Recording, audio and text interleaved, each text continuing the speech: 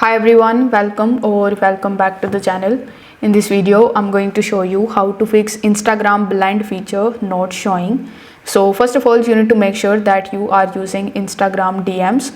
The blend feature only works in Instagram direct messages, so when sharing your reels with the friends. So you can start on a one-on-one chat and you can try sending a few reels to activate it. If this method isn't working for you, you can try updating your app.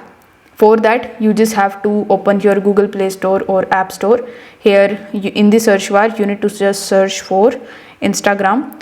Now once you are able to find the update for your app, you just have to tap on it and update your Instagram application. Sometimes the older versions may not support the blend feature, but the latest version may be.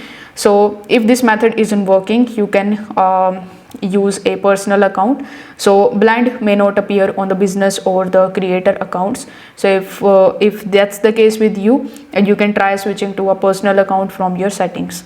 The feature is still rolling out in some countries, so if it is not available in your region, you might need to wait for the update, or you can even use a VPN to test the access. So these were some of the methods that you can try in order to fix the issue. If this video helped you out, consider subscribing to the channel and liking the video. Thanks for watching.